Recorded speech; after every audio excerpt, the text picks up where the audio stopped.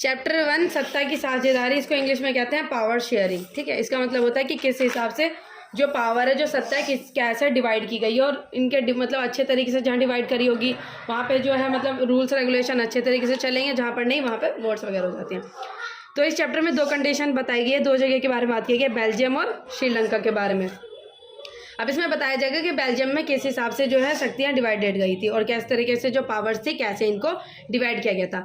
अब Belgium Europe का एक छोटा सा देश है। कहाँ का? यूरोप का आपके एक छोटा सा देश है। जो अगर इंडिया से अगर उसको कंपेयर करें तो हरियाणा होता है, हरियाणा से भी मतलब काफ़ी छोटा देश है वो। हरियाणा से जिसके अगर स्थान के उससे नापा जाए तो उससे भी ज़्यादा छोटा देश है, और वहाँ की जो जनसंख्या है वो बहुत कम है। जैसे इसकी आबादी 1 करोड़ से ज़्यादा है, अर्थात हरियाणा की आबादी से भी करीब आधी। जो हरियाणा की आबादी होती है उससे भी करीब आधी, मतलब 1 करोड़ की यहाँ पर आबादी है। तो यहाँ पर किस हिसाब से जैसे लोग हैं कैसे डिवाइड किए गए थे, तो और जिस वजह से यहाँ पर ये सारी जो वोट्स वगैरह हो जाती हैं वहाँ पे। अभी देखो इसमें क्या हुआ था, बेल्जियम में 59% हिस्सा जो है वो फ्लेमिश बोलते थे। यहाँ के जो 59% जो लोग थे वो कौन सी भाषा बोलते थे? डच। हाँ, जो 59% जो लोग थे यहाँ के लोग क्या बोलते थे? डच भाषा बोलते थे। और जहाँ यहाँ के 40% लोग क्या बोलते थे? यहाँ के फ्रेंच स्पीकर्स थे। और जो 4% लोग थे वो थे आपके यहाँ के जर्मन। तो जैसे इसमें फिगर्स में दिखाया गया है, ठीक है। यहाँ पे जैसे जो आपको येलो कलर से वो है फ्लेमिश, मतलब डच भाषी, ठीक है। डच भाषी मतलब फ्लेमिश लोग रहते थे। जो रेड से दिखाया गया है ये वाले आपके वॉलर मतलब फ्रेंच भाषी यहाँ पे होते थे। जो येलो से है ये आपके डच भाषी, डच लैंग्वेज वाले ये हैं, और जो फ्लेमिश वाले वो ये हैं। तो जो परसेंटेज जो ज़्यादा थी वो किसकी थी? जो डच बोलने वाले लोग क्या थे? 59% थे जो कि ज़्यादा थे, और जो उनसे कम थे वो थे फ्रेंच लैंग्वेज वाले। लेकिन जो यहाँ की जो कैपिटल होती है जिसका नाम है ब्रुसेल, जो कैपिटल थी यहाँ की बेल्जियम की जो कैपिटल थी उसका नाम था ब्रुसेल। ब्रुसेल में जो कैपिटल जिसको कहते हैं राजधानी, उसकी राजधानी में क्या था? उसकी राजधानी में उल्टा था, उसकी राजधानी में वहाँ से उल्टा था। जैसे आपकी जो कंट्री थी बेल्जियम, वहाँ पे ज़्यादातर थे डच बोलने वाले और जो कम थे वो थोड़े से फ्रेंच बोलने वाले थे। लेकिन यहाँ पर उल्टा गया था, यहाँ पे जो फ्रेंच लैंग्वेज बोलने वाले थे वो थे 80%, और जो यहाँ के डच लैंग्वेज बोलने वाले थे वो थे सिर्फ 20% लोग थे। तो इस हिसाब से, लेकिन ये समझ में नहीं आ रहा था कि कैसे करा जाए। अब यहाँ पे क्या थे कि भाई फ्रेंच लैंग्वेज बोलने वाले क्या है, काफ़ी ज़्यादा थे। अब जो फ्रेंच भाषी बोलते थे वो क्या थे? लोग पॉपुलेशन में थोड़े कम थे, लेकिन वो क्या थे? रिच थे। जो पॉपुलेशन में वो लोग थे तो कम, जो फ्रेंच वाले थे, लेकिन वो क्या थे? रिच थे काफ़ी ज़्यादा। और वो जो शोषण टाइप जिसको कहते हैं ना, वो उस तरीके से डच के ऊपर किया करते थे, जो डच के जो मतलब जो लैंग्वेज वाले वो लोग होते थे। अब इसमें क्या कहा जाता है, और ये अपने आप को ज़्यादातर समृद्ध और शक्तिशाली रहते थे। और जो कभी जैसे कोई भी चीज़, किसी चीज़ का फ़ायदा उठाना होता था, जैसे कोई भी नई स्कीम और जिसका फ़ायदा देना होता था, जो डच भाषी लोग होते थे उनको कम उस चीज़ का फ़ायदा मिलता था, उनको ज़्यादातर चीज़ों को उनको इग्नोर किया जाता था। अब 1950 तक 60 के दशक में फ्रेंच और डच बोलने वाले समूह के मध्य तनाव बढ़ने लगा। अब ऐसे उनको क्या लगा, डच वालों के हमारे यहाँ पर डिस्क्रिमिनेट हो रहा है, भेदभाव किया जा रहा है, हम लोगों को अच्छे मतलब सारे तरीके के फायदे नहीं मिल रहे। तो उन्होंने अपनी आवाज़ उठाई और दोनों के बीच में मतभेद जो है वो हो जाती है, डच भाषी और जो फ्रेंच भाषी लोग थे। इन दोनों समुदायों के बीच भयानक टकराव रूप से ब्रुसेल्स में दिखा, और यह एक विशेष तरह की समस्या थी। अब डच बोलने वाले लोग संख्या के हिसाब से अपेक्षाकृत ज़्यादा थे, लेकिन धन समृद्धि में कम थे। अब ये देखो, जो फ्रेंच भाषी लोग थे वो क्या थे? जनसंख्या में कम थे लेकिन समृद्ध थे। लेकिन जो डच भाषी बोलने वाले लोग थे वो पॉपुलेशन में जनसंख्या में ज़्यादा थे, लेकिन वो अच्छे तरीके से समृद्ध नहीं थे। और लेकिन वो अपना जो फ्रेंच भाषी थे वो अपना तदबा भी फैलाते थे।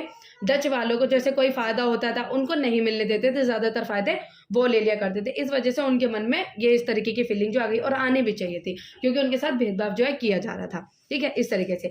अब इसमें देखा जाएगा जिनकी आबादी कुल, अब इसमें अकोमोडेशन, अब इसमें बताएगा कि जो बेल्जियम थी उसकी साझेदारी किस प्रकार से की गई। अब जब इन सब चीज़ों के बाद बेल्जियम में ऐसा क्या हुआ कि वहाँ की जो कंडीशन थी वो अच्छी हो गई, और जो मतलब ये सारे जो विवाद जो चलते आ रहे थे वो किस हिसाब से ठीक हुए। तो इसको इंग्लिश में कहते हैं एकोमोडेशन इन बेल्जियम, मतलब बेल्जियम की साझेदारी कैसे हुई।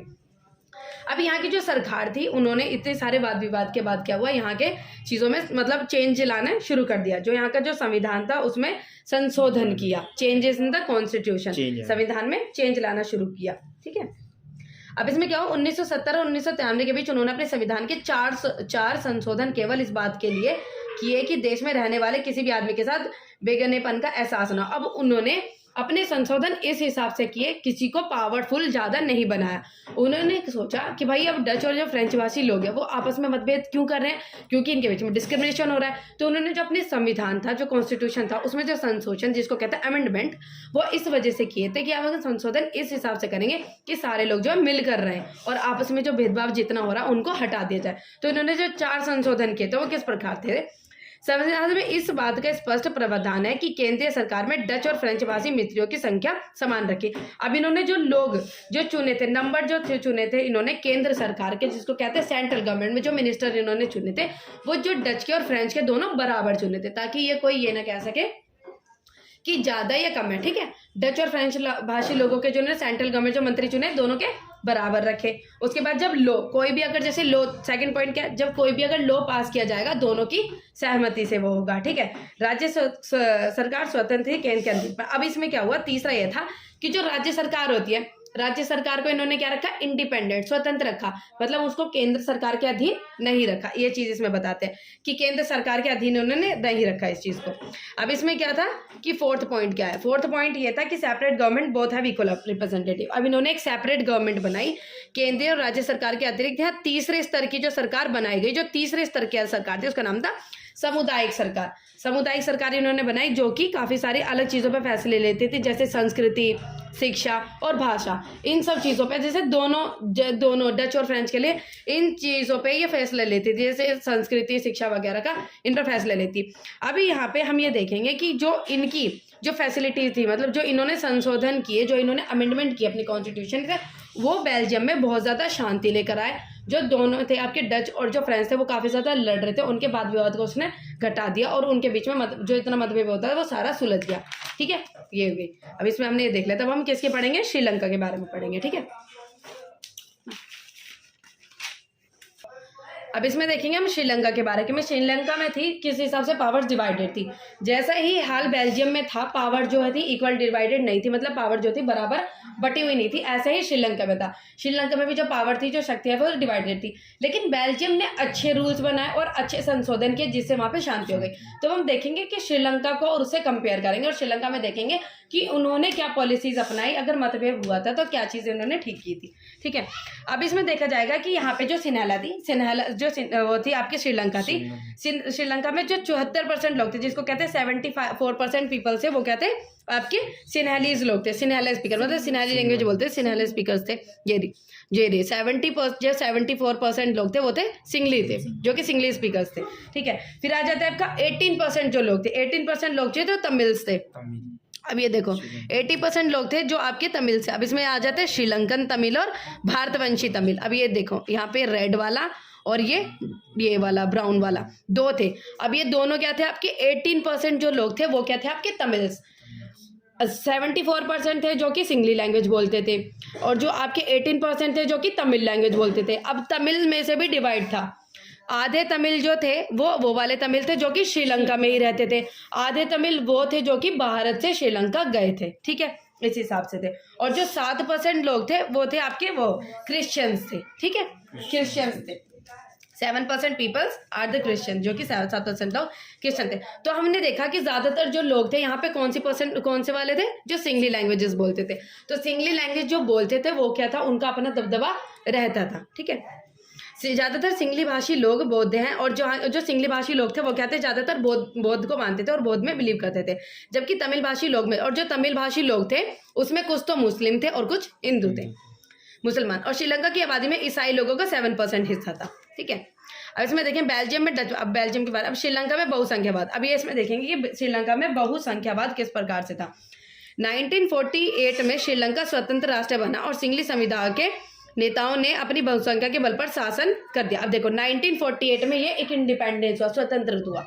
स्वतंत्र होने के बाद यहाँ पे सबसे ज्यादा लैंग्वेज किसकी थी, सिंगली की थी। अब ये सिंगली ज्यादा थे लेकिन इन्होंने अपना रूल सा करना स्टार्ट कर दिया। तो मतलब सारी चीजें किसकी वजह से अकॉर्डिंग होंगी, इनके अकॉर्डिंग होंगी। फिर 1956 के बाद 1956 में कानून बना गया जिसके द्वारा तमिलों को किनारे पर धकेल दिया गया। देखो तमिल जो थे वो किनारे पे हैं और जो सिंगली को एकमात्र राज्य भाषा घोषित कर दिया गया।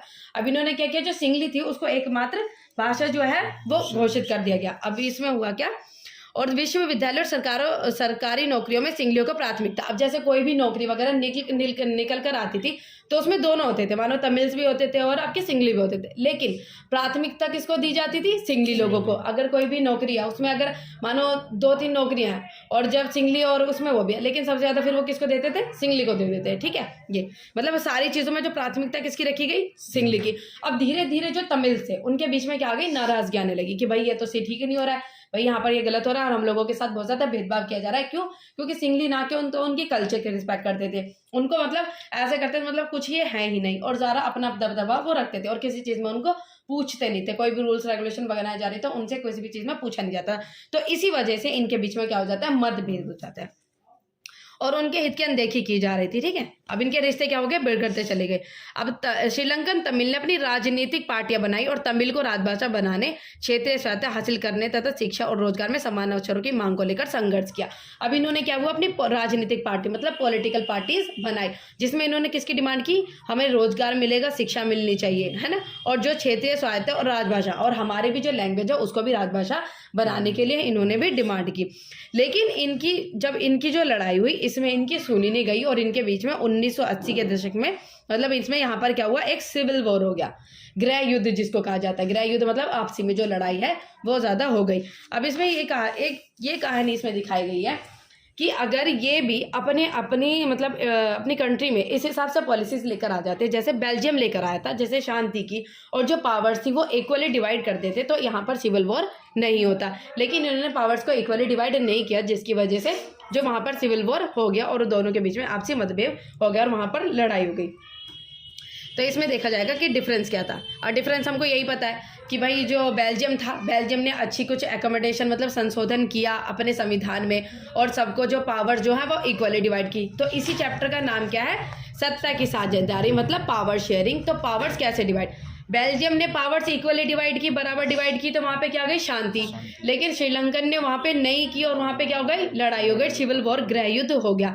तो यही चीज है पावर शेयरिंग, हमें ये बताता है पावर शेयरिंग क्यों जरूरी है कि अगर हम इक्वली पावर्स डिवाइड करेंगे तो इससे क्या होगा? सभी के बीच में इक्वालिटी बनी रहेगी। ठीक है, अब इसमें दिखाया जैसे कि ढंग से निपटने की कोशिश की और बेल्जियम के नेताओं को लगा कि विभिन्न समुदायों और क्षेत्रों की भावनाओं का आदर करने पे, और इन्होंने बेल्जियम ने क्या किया? सभी की भावनाओं का आदर किया और सभी के जितने लोग थे उनकी रिस्पेक्ट की। अभी बताया कि सत्ता की साझेदारी क्यों जरूरी है, जो पावर शेयरिंग है वो जरूरी क्यों है, पावर शेयरिंग क्यों जरूरी है। अब इसमें बताता है कि इससे क्या होता है? पावर शेयरिंग होने की वजह से पावर शेयरिंग क्या होती है? इससे क्या होगा? सत्ता की साझेदारी से दोनों के बीच में जो आपस में होते क्या होगी? उनके बीच में लड़ाई नहीं होगी। डेमोक्रेसी जो होगी, लोकतंत्र मतलब डेमोक्रेसी होगा वो रहेगा वहां पे, डेमोक्रेसी जो है वहां पे रहेगी। सत्ता का बंटवारा लोकतांत्रिक व्यवस्थाओं के लिए ठीक ठाक है और इससे क्या होगा? जैसे कि पावर्स को डिवाइड कर दो, जिसके लिए जो काम दिया जा रहा है वो अपने काम को उस हिसाब से अच्छे से करेगा। ठीक है, अब इसमें है कि सत्ता की साझेदारी के रूप कि कौन कौन से होते हैं? Forms of power sharing. इसमें क्या आएगा? फॉर्म्स ऑफ पावर शेयरिंग कि पावर शेयरिंग के कौन कौन से फॉर्म्स होते हैं, कौन कौन से तरीके होते हैं जिससे जो पावर्स हैं, जो सत्ता है उसको सत्ता की साझेदारी की जा सकती है। कौन कौन से तरीके होते हैं? अब देखो, अब इसमें होता है कि शासन के 3 अंग, जैसे कि आपने देखा होगा, एक तो होता है कि हॉरिजॉन्टल का मतलब जैसे कि बराबर एक लेवल पे। अब जैसे हमने इंडिया में देखो, हमारे भारत में क्या है कि जो शासन है वो 3 लोगों पे बराबर, जिसको विधायिका, कार्यपालिका और न्यायपालिका, ये तीनों क्या है? एक साथ बराबर है। न्यायपालिका ये नहीं कह सकती कि मेरे से जो है जो कार्यपालिका ज्यादा पावरफुल है और विधायिका ज्यादा पावरफुल है। तीनों को जो शक्तियां इक्वली डिवाइड की गई है और जो तीनों है वो एक दूसरे के काम को चेक करते रहते हैं। कोई एक गलत करेगा तो दूसरा उसके प्रति आवाज उठाएगा। तो ये कहते हैं एक पहला तरीका क्या हो गया? सभी को बराबर शक्तियां दे देना। ठीक है, सत्ता की साझेदारी, ताकि कोई दूसरा ये ना कहे कि वो ज्यादा शक्तिशाली है। ठीक है, तो एक तरीका ये हो गया सत्ता की साझेदारी। जैसे इंडिया में क्या गया था, कोई अगर एक काम कर रहा है तो दूसरा उसके ऊपर कंट्रोल रखने की कोशिश करेगा। दूसरा है सत्ता के बीच में विभिन्न स्तरों पर सत्ता, मतलब यह है कि विभिन्न स्तरों पर पावर शेयरिंग, जैसे वर्टिकल कहते हैं, ऊपर से नीचे।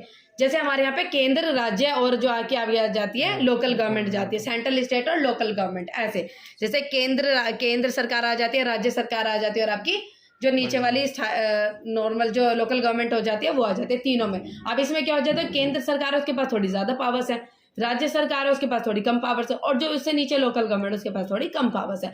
तो इस हिसाब से एक ये होता है ये वाला तरीका, जिससे क्या हो जाता है कि जो पावर्स है उसको डिवाइड कर दे, जिसको कहते हैं vertical form of government. Vertical division of power, जिसमें पहले ज़्यादा फिर कम। इससे क्या होगा, जो सेंट्रल गवर्नमेंट है वो ज़्यादातर चीज़ें हैंडल करती है। और दूसरा क्या है आपका, सत्ता का बंटवारा विभिन्न सामाजिक समूहों जैसे भाषाई धार्मिक समूह के बीच में हो सकता है।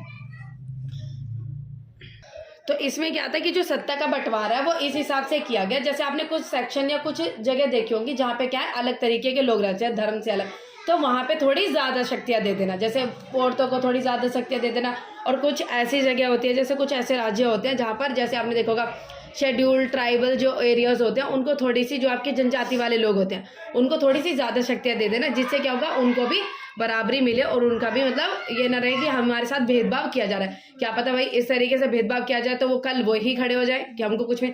तो इस हिसाब से जो पावर्स वो डिवाइड, जैसे भाषीय और धार्मिक समूह के बीच में हो सकता है, और जैसे सभी के धर्म के प्रति सम्मान रखना। Fourth point, among different political parties. अब इसमें क्या हुआ कि जितने भी जो पावर्स हैं आपकी, जितने भी आपकी राजनीतिक पार्टियां हैं और जो आपकी कुछ और पावर्स ग्रुप्स हैं उनको भी शक्तियां देना। जैसे कोई भी पॉलिटिकल पार्टी, और जैसे अगर मानो किसी पॉलिटिकल पार्टी में कंपटीशन ना हो तो भाई एक पॉलिटिकल पार्टी है वो दबदबा बना के रखेगी, अगर इनको शक्तियां ही ना दी जाए। तो इसीलिए जितनी पॉलिटिकल पार्टीज होती है, राजनीतिक जो पार्टियां होती हैं, उनको सभी को शक्तियां जो है दी हो जाती हैं, ताकि अगर कोई एक पॉलिटिकल पार्टी गलत कर रही है तो दूसरी पॉलिटिकल पार्टी उसके अगेंस्ट में बोल सके। तो इस हिसाब से जो है जो पावर्स हमारे इंडिया में, और जो इस हिसाब से जो पावर्स है वो डिवाइड करनी चाहिए, यही है सत्ता की साझेदारी के रूप। ठीक है, चैप्टर 2 संघवाद, जिसको इंग्लिश में कहा जाता है फेडरलिज्म। ठीक है, अब इसमें देखेंगे संघवाद क्या है। संघवाद का मतलब होता है division of powers between the different level of the government. मतलब यह है कि पावर्स को अलग अलग लेवल की सरकारों पे क्या कर दिया जाए, डिवाइड, मतलब बांटा जाना, उसको क्या कहते हैं संघवाद। कि पावर को एक ही हाथ में ना रखकर, एक ही लेवल पे ना रखकर डिफरेंट लेवल ऑफ गवर्नमेंट में पावर्स को डिवाइड किया जाए। ठीक है, जैसे हमारे इंडिया में 3 लेवल ऑफ गवर्नमेंट है, केंद्रीय, राज्य और लोकल गवर्नमेंट, जैसे सेंट्रल गवर्नमेंट, स्टेट गवर्नमेंट और लोकल गवर्नमेंट। तो हमारी जो शक्तियाँ यहाँ पर किस तरीके में डिवाइड है, 3 लेवल पर डिवाइड है। ठीक है, तो इसमें देखेंगे फेडरलिज्म, तो इसमें कैसे पावर जो है डिवाइड की गई है। तो संघीय शासन व्यवस्था में सर्वोच्च सत्ता केंद्रीय प्राधिकार और इसके विभिन्न अनुशासनिक इकाइयों के मध्य बांटी जाती है। अब इसमें हमारे यहाँ पर इंडिया में क्या है, पावर 3 तरीके से डिवाइड है, सेंट्रल, स्टेट और लोकल गवर्नमेंट में। अब हमारे यहाँ पे जो सेंट्रल गवर्नमेंट है उसे थोड़ी ज़्यादा पावर्स दी गई हैं, लेकिन जो थोड़ी कम पावर जो है राज्य, जो स्टेट गवर्नमेंट है उसको दिया। लेकिन ऐसा नहीं कि वो पूरी तरीके से सेंट्रल गवर्नमेंट के ऊपर डिपेंडेंट है। फिर उससे नीचे आ जाता है लोकल गवर्नमेंट, और जो थोड़ी जो पावर्स है लोकल गवर्नमेंट जो, उनको तीनों, तो तीनों लेवल्स पे पावर्स जो है वो डिवाइड की गई हैं। ये है आपका संघवाद। संघवाद में 3। अब एक आ जाती है यहाँ पे, एक हो जाती है आपकी यूनिटरी गवर्नमेंट, जिसको कहते हैं एकात्मक शासन। एकात्मक शासन क्या होता है, इसमें जितनी भी पावर्स होती है वो सिर्फ सारी केंद्र सरकार के पास होती है। देखो संघवाद में क्या होता है, पावर्स डिवाइड होती हैं, यही अंतर है। संघवाद में क्या होती है, पावर्स डिवाइड होती है, सेंट्रल, स्टेट और लोकल गवर्नमेंट। लेकिन जो एकात्मक शासन जिसको कहते हैं यूनिटरी गवर्नमेंट, उसमें जो पावर्स होती है सारी केंद्र सरकार के पास होती है, मतलब राज्य सरकार के पास में। ठीक है, जितने भी फैसले लेगी सारी सेंट्रल गवर्नमेंट लेगी। अगर वहाँ पे राज्य की सरकार है वो सारे, अगर वो है भी वहाँ पे, तो वो जितने भी तरीके के फैसले जो सेंट्रल गवर्नमेंट, जो केंद्र सरकार कहेगी वो अकेले लेगी, वो किसी से डिस्कशन करके नहीं लेगी कि उसके लिए क्या सही है क्या गलत है, उसको लग रहा है ठीक है तो वो फैसले लेगी। तो यूनिटरी गवर्नमेंट जिसको कहते हैं एकात्मक शासन। पर संघीय व्यवस्था में केंद्र सरकार राज्य सरकार को कुछ खास करने का आदेश नहीं दे सकती। अब इसमें क्या हो जाता है, संघीय व्यवस्था। संघीय व्यवस्था जैसे कहते हैं इसमें जो आपकी संघवाद जिसको कहते हैं, संघवाद में जो केंद्रीय सरकार राज्य सरकार को कुछ खास करने का आदेश नहीं दे सकती। मतलब यह है कि अब जो हमारी संघवाद जो गवर्नमेंट है जिसको संघवादी व्यवस्था कहते हैं, संघीय व्यवस्था, इसमें जो केंद्र सरकार वो पूरी तरीके से राज्य सरकार के ऊपर कंट्रोल नहीं कर सकती। जैसे ये कि भाई तुम्हें ये करना ही है तो तुम्हें करना है। अगर जो राज्य सरकार है उसको लगेगा कि उसके राज्य में सारी चीजें इंप्लीमेंट करना ठीक है तो वो ठीक करेगी, अगर नहीं लगता तो नहीं करेगी। इस हिसाब से हमारे यहाँ पे जो है हमारे पे फेडरलिज्म गवर्नमेंट, फेडरल गवर्नमेंट जिसको कहते हैं संघवाद, संघीय व्यवस्था। अब ये देखिए कुछ महत्वपूर्ण विशेषता है जो संघवाद है, उसके क्या क्या फीचर्स हैं। संघवाद होता है इसमें पावर जो है तो वो डिवाइड होती है, एक या एक से ज्यादा लेवल पर जो पावर्स हैं वो डिवाइड होती है। अब इसमें अलग अलग स्तरों की सरकारें एक ही नागरिक शासन पर समूह करती हैं, लेकिन कानून बनाने पर वसूलने और प्रशासन का अपना कार्य अलग होता है। अब इसमें जो पावर्स हैं वो डिवाइड है और वो अपने हिसाब से अपना कार्य करेंगे। जैसे राज्य सरकार है और वहाँ पे जो लोग हैं जो जिस हिसाब से रूल अपने हिसाब से अपना कार्य करेंगे। जैसे सेंट्रल गवर्नमेंट है वो कुछ रूल्स तो देगा, लेकिन जो राज्य गवर्नमेंट है, जो राज्य सरकार है वो अपने हिसाब से वहाँ पे काम करेगी और अपने हिसाब से वहाँ पे काम करती है। इस व्यवस्था में विभिन्न स्तरों की सरकारें अधिकार क्षेत्र संविधान में स्पष्ट रूप से वर्णित होते हैं, इसलिए संविधान सरकार के हर स्तर के अस्तित्व और प्रावधान की गारंटी एवं सुरक्षा देता है। और फोर्थ क्या है, संविधान के मौलिक प्रावधानों को किसी एक स्तर की सरकार अकेले नहीं बदल सकती। अब इसमें कहा गया जैसे कि फंडामेंटल राइट्स, जिसको कहते हैं मौलिक अधिकार। मौलिक अधिकार में जैसे किसी तरीके का परिवर्तन करना हो, वो सिर्फ जो केंद्र सरकार है वो नहीं कर सकती, सभी से जो है वो इक्वली बात, मतलब सभी से एक साथ बात करके कोई अगर चेंज करने चाहते हैं तो वो कर सकती है। Constitution can not get by only one level of government. अगर जो हमारा संविधान है, संविधान में जो संशोधन करना है वो एक तरीके से नहीं होगा, वो सभी से एक साथ बात करके होगा। यही चीज है उसकी संघवाद की, जिसको कहते हैं फेडरल। न्यायालय संविधान और विभिन्न स्तर की सरकार के अधिकारों की व्याख्या करने का अधिकार है। जो न्यायालय होते हैं, न्यायालयों का संविधान और विभिन्न स्तर की सरकारों के अधिकारों की व्याख्या करने का अधिकार होता है। हाँ, तो इसमें क्या है कि जो न्यायालय है, अगर दोनों के बीच में किसी तरीके की कॉन्फ्लिक्ट मतलब लड़ाई होती है तो उसको कौन सॉल्व करता है, जो न्यायालय है उसको वो देखती है। ठीक है, अब इसमें जो पैसे का सिस्टम है, जिसको कहते हैं वित्तीय स्वायत्तता निश्चित, जो आपकी लेवल ऑफ गवर्नमेंट है उनको अलग अलग तरीके से दिया हुआ है। जो केंद्र सरकार है उसके पैसे को जो फाइनेंशियल है, कहाँ से आने कहाँ जाने, वो अपने हिसाब से देखती है। राज्य सरकार अपने हिसाब से देखती है, लोकल गवर्नमेंट है वो अपने हिसाब से देखती है। अब जो संघीय शासन है उसके दो उद्देश्य है। यूनिटी लेकर आना, एकता की सुरक्षा करना और उनको बढ़ावा देना। जैसे यूनिटी होगी, एकता रहेगी तो हमारा देश चलेगा, और अगर एकता नहीं होगी तो हमारा देश बिगड़ जाएगा। अगर एकता नहीं होगी तो आपस में सब लड़ने लगेंगे, भाई मुझे अलग कंट्री चाहिए, हमारा अलग राज्य बनेगा, इस हिसाब से। और दूसरा, साथ ही क्षेत्रीय विविधताओं का पूरा सम्मान करना। क्षेत्रीय विविधताएं जैसे उनके बीच में कोई भी जैसे क्षेत्र की वजह से, जैसे कल्चर वगैरह में कोई भी डिफरेंसेस है, अगर उनमें कोई भी अलग अलग है तो उनकी सभी चीज़ों का सम्मान करना, जिससे उनको अपने से अलग ना लगे। अब बताए भारत में संघीय व्यवस्था कि जो इंडिया है, इंडिया में जो संघीय व्यवस्था है वो किस प्रकार से है। टाइप्स ऑफ भारत में संघीय व्यवस्था, जो भारत की संघीय व्यवस्था है कि हमारे जो इंडिया है यहाँ पे भी 3 लेवल की जो सरकार है वो बनाई गई है, सेंट्रल, स्टेट और लोकल गवर्नमेंट जो बनाई गई। और यहाँ पे भी जो सरकार है वो अलग अलग तरीके से डिवाइड की गई है। जो केंद्र सरकार है उसको अपना काम संभालती है, राज्य सरकार अपना काम, जो लोकल गवर्नमेंट है वो अपना काम संभालती है। लेकिन जो भी अगर कोई चीज़ अगर हमारे यहाँ पे किसी भी तरीके को प्रॉब्लम हो जाए तो ज़्यादातर फिर वो केंद्र सरकार जो है उसको संभालती है। अब इसमें दिखाया जाता है कि जो केंद्र सरकार पूरे भारतीय संघ का प्रतिनिधित्व करती है। जो केंद्र सरकार है पूरे भारतीय संघ का क्या करती है, प्रतिनिधित्व करती है। और बाद में पंचायत और नगर पालिका, और जो बाद में क्या होता है, हमारे यहाँ पे पहले लोकल गवर्नमेंट जो थी नहीं, फिर लेकिन बाद में भी इनको जो लोकल गवर्नमेंट थी उसको भी संविधान में जोड़ा गया था। अब जो इनके फाइनेंशियल कंडीशन, जो मतलब पैसा वगैरह इनके पास कैसे आता है और क्या क्या ये काम करती है, 3 तरीके की सूची जो है वो बनाई गई। एक होती है आपकी मतलब संघ सूची में, एक होती है संघ की सूची, दूसरी होती है आपकी राज्य सूची, तीसरी होती है समवर्ती सूची। केंद्र की सूची होती है जिसमें जो ज्यादातर फैसले जो है केंद्र सरकार लेती है, उसके सारे फैसले जो है केंद्र सरकार लेती है, और उसमें वो मैटर्स जो है वो सारी चीजें रखी है जो कि राष्ट्र महत्व के लिए बहुत ज्यादा जरूरी है। जैसे कि विदेशी मामले, उसके ऊपर केंद्र सरकार देखती है। बैंकिंग वगैरह, संचार, मुद्रा, सब ज्यादातर केंद्र सरकार देखती है। फिर आ जाती है राज्य सूची। राज्य सूची में आ जाए जैसे कि पुलिस, वाणिज्य, व्यापार, कृषि, ये सब आ जाते हैं राज्य सूची में। ये सारे जितने भी इन तरीके के मैटर्स होंगे वो राज्य सरकार देखेगी। फिर आ जाती है समवर्ती सूची। समवर्ती सूची जो आती है 3रे लेवल की हो जाती है, जिसमें शिक्षा, वन, मजदूर वगैरह ये आ जाते हैं। अब इसमें देखो, इसमें तो बनाएगी आपकी केंद्र सरकार मतलब सेंट्रल गवर्नमेंट, इसमें इसको देखेगी आपकी स्टेट गवर्नमेंट, जो क्या कहते हैं राज्य सरकार। जो समवर्ती सूची होगी दोनों मिलकर इसको देखते हैं, जो दोनों होती है केंद्र और राज्य सरकार, दोनों मिलकर इसके ऊपर फैसला लेते हैं। और ज्यादातर फिर जो अगर दोनों के बीच में कुछ कॉन्फ्लिक्ट हो जाते हैं तो केंद्र सरकार की ज्यादा सुनी जाती है इस हिसाब से। फिर आपका 1-3 आ जाते हैं, कुछ लास्ट आ जाते हैं, जैसे कि साइंटिफिक वगैरह के मुद्दे जो होते हैं उसके ऊपर कौन फैसला होता है, उसके कहते हैं रिजिडली सब्जेक्ट होते हैं, राइजिडली सब्जेक्ट, जिसको आपकी ज्यादातर केंद्र सरकार के हाथ में वो रहते हैं। कुछ स्पेशल कुछ चीजें होती है, जैसे आपकी हो गई वैज्ञानिक वगैरह से रिलेटेड, वो सारे आपके जो आपकी केंद्र सरकार जो ज्यादातर उन मसलों पे फैसले लेती है। ठीक है, अब कुछ ऐसे स्थान होते हैं जैसे कुछ राज्य को विशेष दर्जा प्राप्त है। कुछ ऐसे राज्य होते हैं जैसे किसी वजह से या तो वहाँ पे मतलब अच्छे तरीके से डेवलपमेंट नहीं हो रहा है यहाँ पे, या फिर माइनॉरिटीज की वजह से, कम जनसंख्या होने की वजह से वहाँ के लोगों को क्या होता है, किसी को स्पेशल स्टेटस, जैसे कहते हैं ना कि स्पेशल स्टेटस, उनको स्पेशल अधिकार जो है कुछ क्षेत्र को दिए जाते हैं। उसमें आ जाते हैं जैसे कुछ राज्य को असम, अरुणाचल प्रदेश, नागालैंड और मिजोरम, ये आपके आ जाते हैं। अब ये देखेंगे उन्हें, और अब ये देखेंगे कि जो यूनियन टेरिटरीज है वो क्यों बनती है, जो यूनियन टेरिटरीज हैं वो क्यों बनती है। यूनियन टेरिटरीज हमारी इसलिए बनती है क्योंकि वो जो यूनियन टेरिटरीज ना तो वो इतनी ज़्यादा बड़ी होती है कि उनको कोई अलग जो है वो राज्य बना दिया जाए, ना वो इतनी छोटी होती है कि उसको किसी के साथ में मिला दिया जाए। तो इसी वजह से उनको एक राजधानी जो है वो घोषित जो है कर दिया जाता है। ठीक है, अब आते संघीय व्यवस्था जो है वो कैसे चलती है, किस हिसाब से जो संघीय व्यवस्था काम करती है।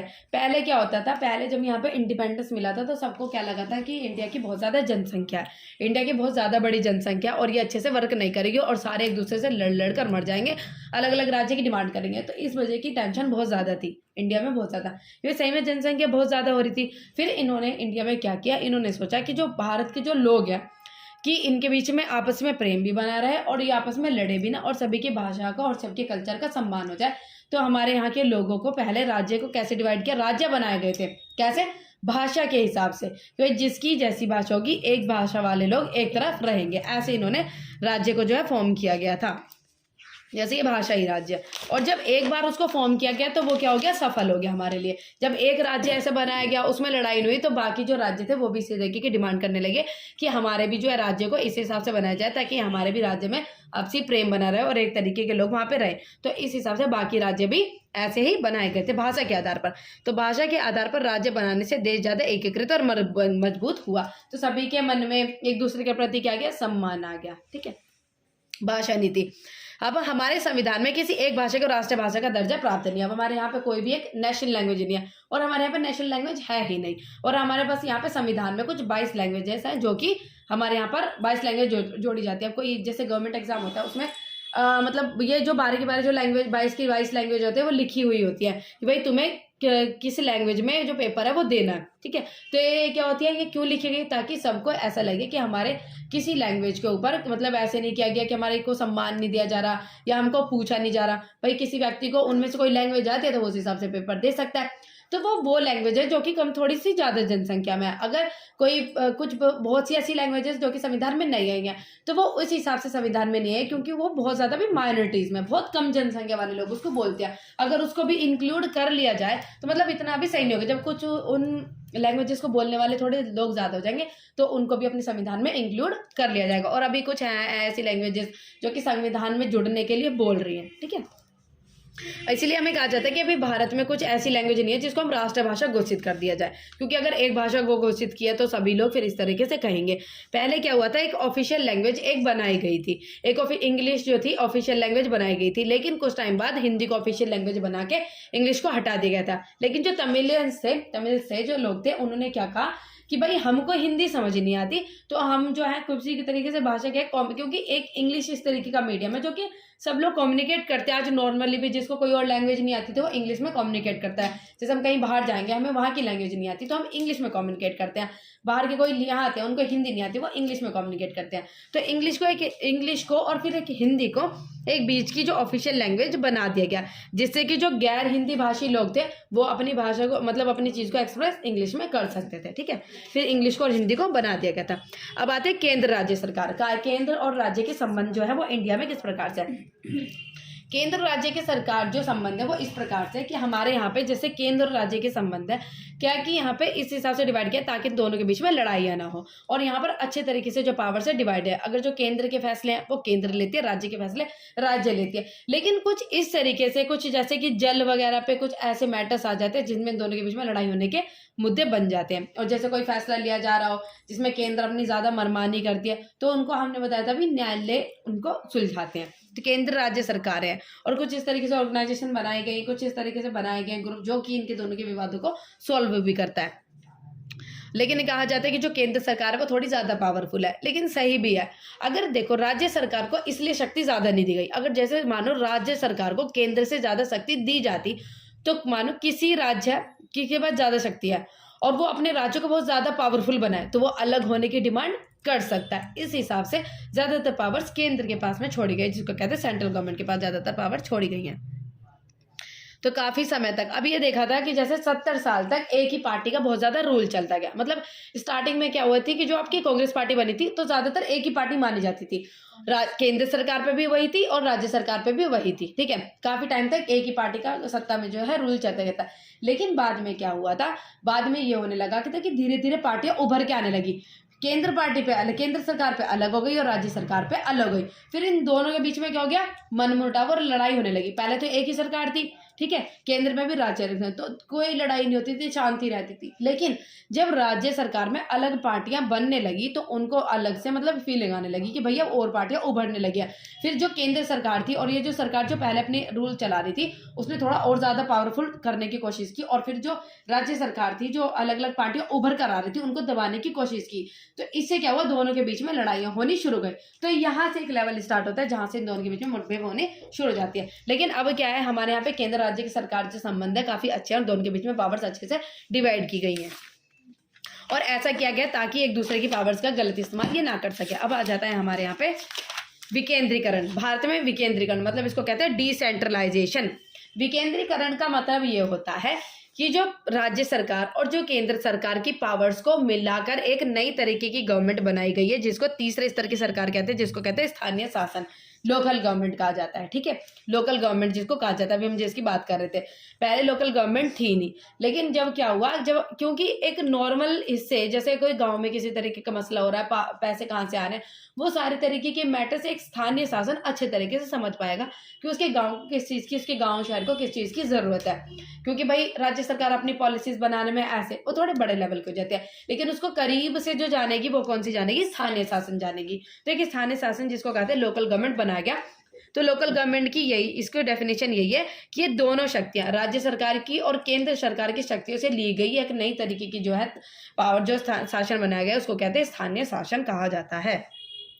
और इसमें पावर्स को डिवाइड किया गया है। इसको कहा जाता है जैसे जब केंद्र और राज्य सरकार से शक्तियां लेकर स्थानीय सरकारों को दी जाती है, तो कहां से, केंद्र और राज्य सरकार से लेकर किसको दी जाती है, स्थानीय सरकारों को दी जाती है। उसको क्या कहते हैं हम, विकेंद्रीकरण कहा जाता है। अब विकेंद्रीकरण क्यों जरूरी है, विकेंद्रीकरण भाई इसलिए जरूरी था हम लोगों का। अगर विकेंद्रीकरण क्या है, जैसे अभी बताया था कि जो राज्य स्थानीय शासन है वो अच्छे से लोगों के प्रॉब्लम्स को समझ के और अच्छे से उनसे बातचीत करके अच्छे से उनको सॉल्व कर पाएगा कि क्या आखिरकार मैटर है। स्थानीय शासन की स्थापना स्वयं शासन के लोकतांत्रिक सिद्धांत के वास्तविक बनाने का अच्छा तरीका है। अच्छा हाँ, और 1992 में क्या हुआ, इसको एक संविधान में दर्जा मिला था। पहले ये क्या थी, कॉन्स्टिट्यूशन में जैसे पंचायत और ये जो आपकी म्यूनिसिपैलिटीज वगैरह जाती हैं, ये पहले उसमें नहीं थी, संविधान में नहीं थी, लेकिन बाद में इन्होंने भी अपनी संविधान में जगह ले ली। और जो लोकल गवर्नमेंट है दो लेवल में डिवाइड की गई है। ये एक तो उसकी अलग होती है, गाँव की अलग होती है जिसको कहते हैं ग्राम पंचायत वगैरह, ये सब अलग होती है। एक हो जाती है आपकी शहरों की अलग होती है, जैसे म्यूनिसिपैलिटीज वगैरह कहते हैं, ठीक है, उससे संविधानिक, ठीक है। अब इसमें आ जाएगा कि जब स्थानीय शासन जो बनाया गया था, लोकल गवर्नमेंट हुई थी, तो इससे क्या होने लगा कि जो छोटे लेवल के जो लोग थे उनके भी अच्छे से चीज़ों को समझा जाने लगा, उनके प्रॉब्लम को इजीली सॉल्व किया जाने लगा और रेगुलर इलेक्शन वहाँ पर चुनाव होने लगे। पहले इतने रेगुलरली चुनाव नहीं होते थे, अब ये संविधान में आ गए तो यहाँ पर भी रेगुलर चुनाव होने लगे। और जो आपकी जो जैसे कि शेड्यूल कास्ट और जनजाति वगैरह, उन जैसे लोगों को भी क्या हुआ कि वहाँ पे भी स्पेशल जो रिजर्वेशन जिसको कहते हैं आरक्षण, वहाँ पे लोगों को मिलने लगा और 1/3 सीट जो थी महिलाओं के लिए रिजर्व कर दी गई। और जो इनके जो पंचायत और न्यायपालिका के जो चुनाव है उनको कौन कराता है, राज्य चुनाव आयोग जो है वो बनाया गया है, स्टेट इलेक्शन कमीशन जिसको कहते हैं। ये इनके इलेक्शन को देखता है कि इनके इलेक्शन जो है वो सही तरीके से हो रहे हैं नहीं हो रहे। अब जो हमारी लोकल गवर्नमेंट है वो तरीके से डिवाइड किया गया है, एक तो आपकी रूरल में आ जाती है और एक आपकी अर्बन में आ जाती है, जैसे गाँव की और शहरों की। जो आपकी रूरल लोकल गवर्नमेंट में जाती है उसमें पहले लेवल पर आ जाती है ग्राम पंचायत। क्या हो जाती है, ग्राम पंचायत। जो ग्राम पंचायत होती है वो कहाँ से चुने जाते हैं, वार्ड से चुने जाते हैं और उनके जो लीडर्स होते हैं उसको क्या कहते हैं, सरपंच। ग्राम पहले हो जाती है आपकी पंचायत, पंचायत के जो लीडर होते हैं उसको क्या कहा जाता है, सरपंच, ठीक है। अब जो आपकी फिर उसके बाद जाती है पंचायत से थोड़ा बड़ा लेवल हो जाता है, वो क्या हो जाता है, पंचायत समिति, कहेंगे पंचायत समिति। तो स्थानीय शासन का ढांचा जिला स्तर तक का है, जो स्थानीय शासन का जिला स्तर तक का है और अनेक ग्राम पंचायतों को मिलाकर बनती है पंचायत समिति, पंचायत समिति बनती है और इसको मंडल भी कहा जाता है। देखो पहले पंचायत था, पंचायतों को जुड़ के क्या बनी, पंचायत समिति बनी, और उनको मंडल भी कहा जाता है। मतलब मंडल सोच रहे ना, पंचायत ग्राम पंचायतों का एक पूरा झुंड, उसको क्या कहा जाता है, पंचायत समिति भी कहा जाता है। और क्षेत्र के सभी पंचायत सदस्य बनते हैं। फिर उसके बाद पंचायत समिति के बाद क्या आ जाता है, जिला परिषद, जिसमें आपके पंचायत समितियों से बनकर काफी सारे पंचायत समितियां बनकर मिलकर जिला परिषद बनाती हैं। फिर आता है जिला परिषद, ठीक है। जिला परिषद में उस जिले से लोकसभा और विधानसभा के लिए चुने गए सदस्य, सांसद तथा विधायक या जिला स्तर की संस्थाओं के कुछ अधिकारी भी सदस्य के तौर पर होते हैं। अब इसमें देखेंगे हम न्यायपालिका, मतलब उसके बारे में, जो आपकी अर्बन गवर्नमेंट है, क्योंकि उसमें पावर्स कैसे डिवाइड की। अपने उसमें रूरल में देखा था पहले ग्राम पंचायत, पंचायत समिति, फिर जिला परिषद। अब ऐसे ही आपकी इसमें देखेंगे अर्बन में पहले जाती है आपकी जो लोग, पहले हो जाता है आपका नगर निगम, जो आपके छोटे लेवल्स पर जो बनाई जाती है, इसको क्या कहते हैं, म्युनिसिपैलिटी। म्युनिसिपैलिटी जैसे सिटीज टाउन वगैरह जो हो जाती है, वो क्या हो जाती है आपकी म्युनिसिपैलिटीज का गठन किया गया, जिसको कहते हैं नगर निगम बना गया। जो नगर निगम जो उनके हेड होते हैं उसको क्या कहते हैं, म्युनिसिपल चेयरपर्सन, ठीक है। फिर जो इससे बड़े हो जाते हैं उसको कहते हैं नगर पालिका, नगर पालिका जिसको कहते हैं म्युनिसिपल कॉर्पोरेशन, और जो इसके हेड होते हैं वो क्या होते हैं, मेयर। नगर पालिका और नगर निगम दोनों के कार्य निर्वाचित प्रतिनिधि होते हैं, निर्वाचित मतलब इलेक्शन के माध्यम से होते हैं। और नगर पालिका प्रमुख नगर पालिका राजनीतिक प्रधान होते हैं। जो नगर पालिका होते हैं प्रमुख नगर पालिका के राजनीतिक प्रधान होते हैं, और नगर निगम के ऐसे प्रधानाधिकारी को मेयर कहा जाता है। तो ये कहते हैं नगर निगम के प्रधानाधिकारी को क्या कहा जाता है, मेयर कहा जाता है। तो क्या हो जाती है, पहले क्या हो जाती है आपकी नगर निगम, नगर निगम से बड़ा क्या हो जाता है आपका नगर पालिका, जिसके हेड क्या हो जाते हैं, मेयर होते हैं, ठीक है। अब ये जो था डिसेंट्रलाइजेशन तो पावर थी, इसके क्या थे पॉजिटिव पॉइंट थे, मतलब इसके फायदे थे। फायदे क्या हुए कि सभी पे इक्वल पावर जो थी वो डिवाइड हो पाती। पहले जो लोकल गवर्नमेंट थी, जो स्थानीय शासन था, पहले जब ये संविधान में नहीं थी तो इनके इलेक्शंस रेगुलरली नहीं हो रहे थे, लेकिन जब ये बन गए तो इनके जो इलेक्शन थे वो रेगुलरली होने लगे, और इनके ऊपर भी अब ध्यान दिया जाने लगा।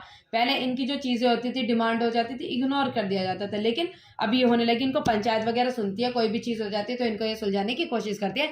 जो इनके अंदर जो वाद विवाद हो रहे थे वो क्या हो गए, खत्म हो गए, ठीक है। लेकिन कहाँ गए, हाँ, यहाँ लोकतंत्र की जड़ें और मजबूत हो गई, और इससे महिलाओं का प्रतिनिधित्व बढ़ने लगा, और जो महिलाओं का प्रतिनिधित्व भी वो बढ़ने लगा। लेकिन ग्राम सभाओं की बैठक नियमित रूप से नहीं होती है, लेकिन ज्यादातर क्या होती है, नेगेटिव पॉइंट्स कुछ भी ये है कि ज्यादातर इनको चीजें कभी कभार इग्नोर कर दी जाते हैं। तो ये पूरा चैप्टर कंप्लीट हो गया, ठीक है। चैप्टर 3 जाति और लैंगिक मसले, जिसको कहते हैं जेंडर, कास्ट एंड रिलीजन। इसमें हम पढ़ेंगे कि जाति, धर्म और किस हिसाब से कैसे डिस्क्रिमिनेशन किया जाता है और कैसे हम लोगों को इसमें इक्वालिटी मिली। अब इसमें पहली महिला की क्षेत्र दिखाई गई है, तो इसमें पहले लेडीज़ के बारे में बात करते हैं, स्त्री के बारे में। तो भाई स्टार्टिंग से जब हमने देखा जाता है, तो हमने काफ़ी जब चीज़ें पढ़ी थी तो हमने देखा था कि भाई कैसे दोनों के मतलब पुरुष और स्त्री में किस तरीके से भेदभाव किया जाता था, और पुरुष और स्त्री में अभी भी ज़्यादातर जगह पर भेदभाव किया जाता था, लेकिन इससे ज़्यादा पहले किया जाता था। और ये क्या होता था कि अगर आज भी टाइम पर देखा जाए तो औरतों के और जो आदमी के जो काम है वो क्या है, अलग अलग मतलब बांटे गए हैं। जैसे लेडीज़ों को कहा जाता है वो ज़्यादातर घर के काम करेंगी, उनको एक कहा जाता है कि जितने भी काम घर के वो लेडीज़ों को करने हैं, और जो बाहर के काम जितने सारे आदमी जो हैं, वो जो पुरुष हैं, वो सारे जो बाहर के काम करेंगे, ठीक है। तो यही सारी इसमें डिस्क्रिमिनेशन है। और जो जेंडर का मतलब होता है, जिसको कहते हैं, मतलब जैसे कि हमें जो जेंडर है वो एक जो जाति होती है वो एक सोशली कंस्ट्रक्ट है, मतलब वो समाज के द्वारा बनाई गई है।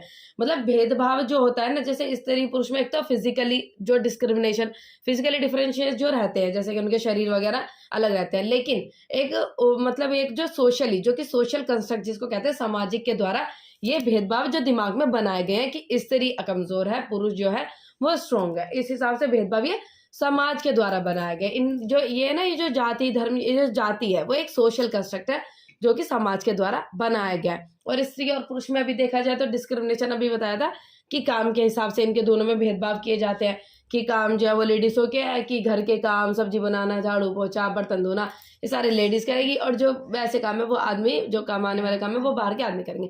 लेकिन इन काम को आदमी करते हैं वो बाहर करते हैं, अगर इनको इसके बदले में कुछ पैसे मिलते हैं। तो जैसे आपने देखा होगा, क्या खाना बाहर आदमी बनाते नहीं, बनाते हैं, लेकिन वो कब खाना बनाते हैं, जब उनको उसके बदले में पैसे मिलते हैं।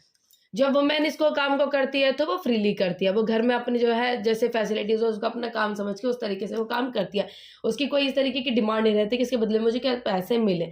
लेकिन जब वो मेल इस काम को करते हैं, बाहर जाकर करते हैं, तो वो मतलब फीमेल इनके मनी से जो पैसे से जुड़ा हुआ होता है, तो इस हिसाब से इनके काम के प्रति जो है डिस्क्रिमिनेशन जो है किए गए हैं। ठीक है, gender cast, women half of the humanities, जो वुमेन है वो पॉपुलेशन का जो आधा हिस्सा जो है वुमेन है, लेकिन उसमें जिस हिसाब से इनके मतलब डिमांड जो इनके हिसाब से इनको फैसिलिटीज मिलनी चाहिए उस हिसाब से इतनी फैसिलिटीज आधी इनको मिलती नहीं। ठीक है,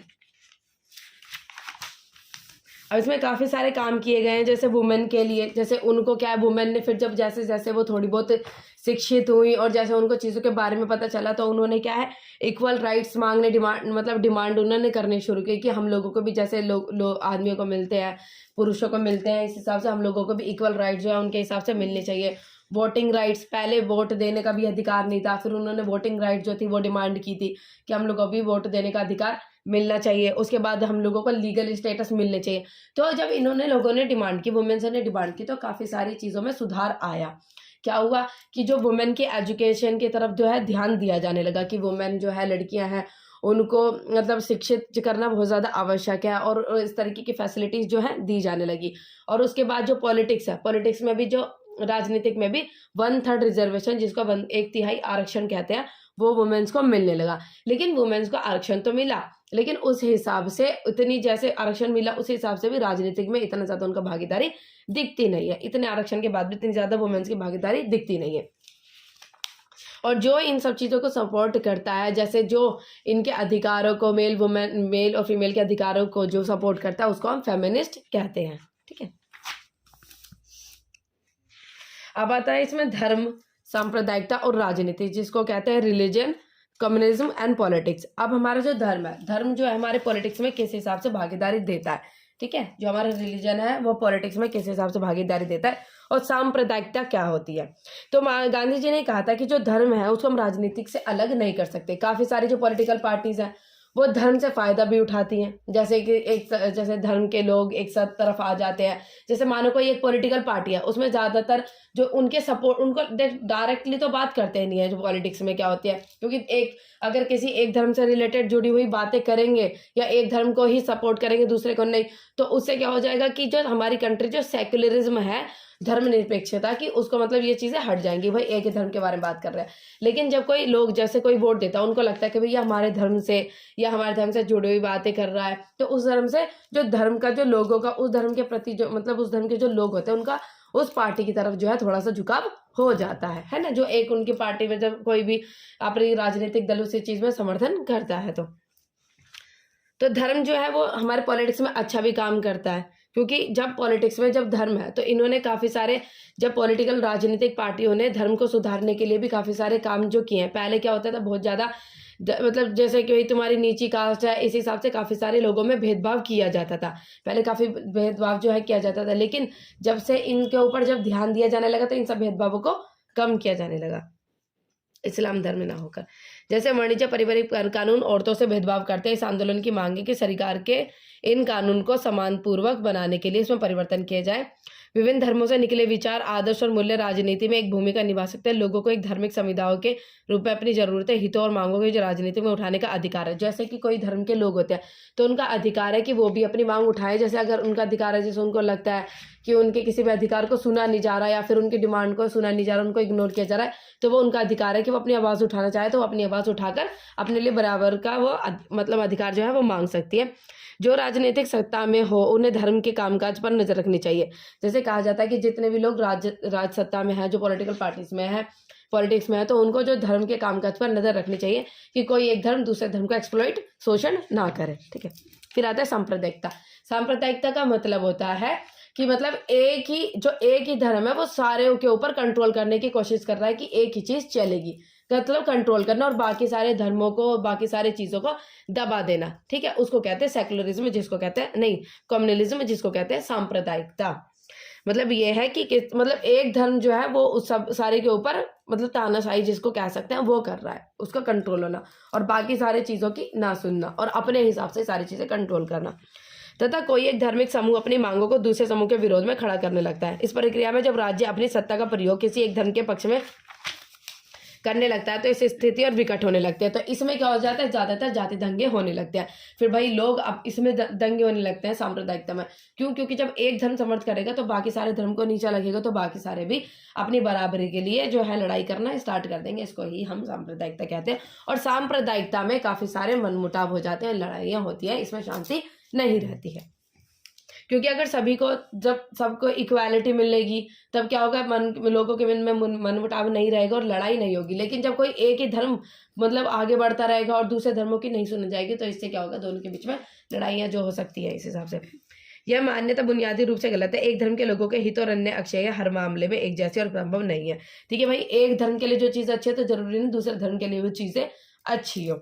तो सांप्रदायिकता की सबसे सामान्य अभिव्यक्ति दैनिक जीवन में देखते हैं। इसमें धार्मिक पूर्वक और धार्मिक सांप्रदायिकता सोच प्राय अपने धार्मिक समुदायों को राजनीतिक प्रभाव स्थापित करने की चिंता में रहती है। जो लोग बहुसंख्यक समुदायों के होते हैं उनकी कोशिश बहुसंख्यकवाद का रूप ले लेती है। तो इसमें कहा जाता है जैसे कि जो सांप्रदायिकता जब फैली रहती है, तो जैसे जो सांप्रदायिकता है, कोई एक धर्म के ज्यादातर लोग हैं, तो वो क्या करते हैं, जो छोटे लोग होते हैं ना, जो छोटे धर्म के लोग होते हैं, मतलब जिनके ज्यादातर लोग नहीं रहते, उनके ऊपर कंट्रोल करने की कोशिश करते हैं, दंगे करते हैं। या तो वो ऐसा कहेंगे कि भाई हमें अलग कर दो, हमें अलग कंट्री चाहिए, अलग डिमांड करने की कोशिश करते रहेंगे। ठीक है।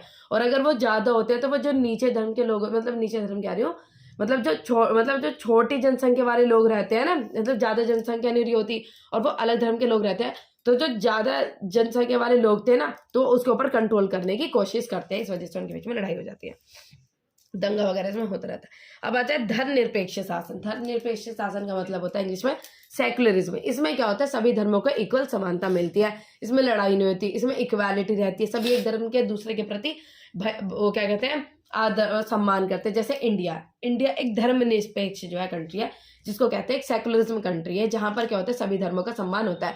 आपने देखा होगा कभी, मतलब एक धर्म अच्छी तरह पूजा कर रहा था, दूसरे धर्म को भी सारी फैसिलिटी मिलती है। ऐसे नहीं कि एक धर्म में ही सारी फैसिलिटी हो, नहीं, सभी धर्मों को बराबर जो है अधिकार मिलता है और सभी धर्म अपने हिसाब से अगर पूजा करना चाहता है या कोई चीज करना चाहता है तो वो अपने हिसाब से कर सकता है। ठीक है। जैसे कि संविधान सभी नागरिकों और समुदायों को किसी भी धर्म का पालन करने तथा विचार करने की आज़ादी देता है। इसमें हर एक धर्म अगर अपनी पूजा पाठ, कोई रैली या अपने त्योहार अच्छे से मनाना चाहे तो मना सकता है, किसी भी धर्म पे इस तरीके की रोक नहीं। अब आता है जाति और राजनीति। जाति मतलब कास्ट एंड पॉलिटिक्स, मतलब जाति और राजनीति में कैसे, और जाति और राजनीति कैसे एक पॉलिटिक्स और एक दूसरे से कैसे संबंध है। इनके सकारात्मक, पॉजिटिव और नेगेटिव भी हैं, जिसको कहते हैं सकारात्मक और नकारात्मक। जो जाति और धर्म के कुछ अच्छे रिश्ते नहीं, जाति के और उसके पॉलिटिक्स के, राजनीति के अच्छे रिश्ते भी हैं और बुरे रिश्ते भी। ये अच्छे से असर भी करती है जो जाति और राजनीति होती है, और इनके बुरे चीजें भी है। देखो, जातिक असमानता है, जातिगत असमानता। जो हमारी जाति थी, आपने देखा होगा कि भाई, सुना भी होगा कि पहले से जाति में काफी सारे भेदभाव जो लोगों में किए जाते थे। और जो पहले ना इस हिसाब से लोगों में तो डिस्क्रिमिनेशन थे नहीं जाति के हिसाब से, काम के हिसाब से लोगों की जाति होती थी। जैसे जो इस तरीके का काम कर रहा है तो वो इस जाति में था, ऐसे। लेकिन धीरे धीरे वो चीजें इतनी बेकार हो गई कि लोगों को जाति के हिसाब से काम मिलने लगे। पहले काम जो करते थे ना, उसके हिसाब से उसकी जाति बन जाती थी कि भाई तुम ये काम कर रहे हो तो तुम इस जाति के लोग हो, ऐसे। लेकिन धीरे धीरे वो क्या होने लगा कि जाति हावी हो गई और जाति के हिसाब से काम डिवाइड होने लगे। भाई तुम इस जाति के तो तुम्हें ये ही काम करना है। पहले लोग अपनी मर्जी से काम करते थे, अपनी मर्जी से काम करने का तो उनकी जाति हो जाती थी। लेकिन फिर होने लगा तुम्हारी ये जाति हो गई, अब तुमको यही काम करना है और इससे अलग तुम काम नहीं कर सकते, तुम नीची जाति के तो तुम्हें नीचा ही काम करना है। इस हिसाब से सारी चीजें होने लगी। लेकिन धीरे धीरे क्या हुआ, इन सब चीजों में बदलाव आया। पहले आपने देखा होगा कोई छुआछूत वाली काफी सारी चीजें होती थी। कोई जाति का जो व्यक्ति है वो किसी बर्तन को छूता था तो बड़ी जो ऊंची जाति के लोग थे उसका खाना नहीं खाते थे, मतलब नहाते थे और बहुत ज्यादा पवित्र मानते थे। लेकिन धीरे धीरे ये सारी चीजें क्या है, जब राजनीति में सारी चीजें आती गई तो इन सब चीजों के ऊपर सुधार किया गया और अच्छे से इन सब चीजों को मतलब सुलझाया गया। तो लिंग और धर्म पर आधारित विभाजन जो विश्व भर में है, जाति पर आधारित विभाजन केवल भारतीय समाज में देखने को मिलेगा। तो ये कहते हैं कि ज्यादातर जो जाति में जो भेदभाव है ज्यादातर इंडिया में ही देखने के लिए मिलता है, क्योंकि ज्यादातर डिस्क्रिमिनेशन जाति की वजह से यहीं पर किए गए हैं। और जाति में भी अलग डिस्क्रिमिनेशन है, जैसे एक जाति क्या उसमें भी एक जाति, मानो एक जाति है, एग्जैक्ट नाम नहीं लूं, पर जो कि एक जाति है तो उसमें भी अलग अलग विभाजन किए गए हैं। इस जाति में ये ऊंचा है, ये नीचा है, इस हिसाब से, है ना। कोई एक पर्टिकुलर जाति है, कोई एक जाति है, तो उसके अंदर भी डिवीजन है, ठीक है। तो अन्य जाति समूह में उन्हें बच्चों की ना तो शादी हो सकती है, और जैसे जाति के हिसाब से कैसे किया जाता है कि भाई जाति में कैसे होता था कि एक ही जाति में शादी करेंगे, अलग जाति में शादी नहीं करेंगे। भाई ये उस कास्ट का है तो उससे शादी नहीं हो सकती, इस जाति का है तो ऊंची जाति वाले ऊंची जाति में शादी करेंगे, नीची जाति वालों से शादी नहीं करेंगे, इस तरीके से।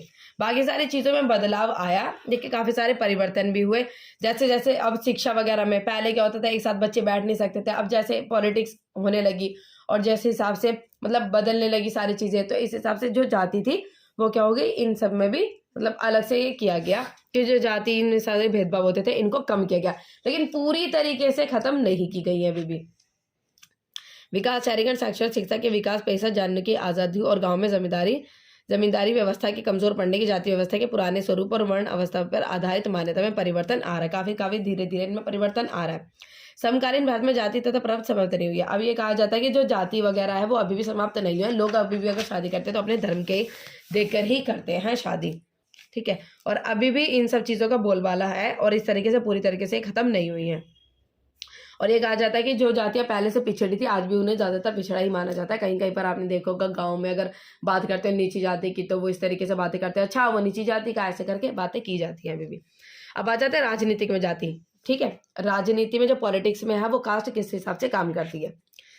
तो जब पार्टियां चुनाव के लिए उम्मीदवार के नाम निश्चित करती है तो चुनाव क्षेत्र के मतदाताओं की जाति का महत्वपूर्ण योगदान होता है ताकि उन्हें चुनाव जीतने के लिए वोट मिल सके। अब जैसे कोई भी राजनीतिक में जो कास्ट होती है, मतलब पॉलिटिक्स में जो कास्ट होती है वो काफी सारे अच्छे रोल प्ले भी करती है और बुरे भी प्ले करती है। जब कोई पॉलिटिकल पार्टी बनाती है तो वो किसी एक कास्ट के प्रति ज्यादा झुकाव सा रखती है। क्यों? क्योंकि उसको उस चीज का समर्थन मिल सके, क्योंकि अगर वो सारी चीजों के अगेंस्ट हो जाएगी तो उसको उसका समर्थन नहीं मिलेगा उस जाति का। तो वो इस हिसाब से बातें करती है ताकि जो कोई भी एक पर्टिकुलर जाति है उसका समर्थन करे और वो उसको जिता दे पार्टी में, ठीक है। लेकिन वो किसी एक पार्टी के समर्थन में नहीं करती, क्योंकि एक ही पार्टी देगी तो वो हार भी सकते हैं। इसलिए वो इस तरीके की चीजों का इस्तेमाल करने की कोशिश करते हैं जिससे सारी जैसे कास्ट है जितने भी जाति हैं वो सारे उसके समर्थन में हो जाए, कुछ अच्छे काम करने की कोशिश करती है जिससे कि उनको भी ऐसा ना लगे कि हमारी जाति के प्रति भेदभाव किया जा रहा है और उसको भी वो पॉलिटिकल पार्टी अच्छी लगे और उसको भी वो वोट दे दे। तो पॉलिटिकल पार्टी इस तरीके से काम करती हैं।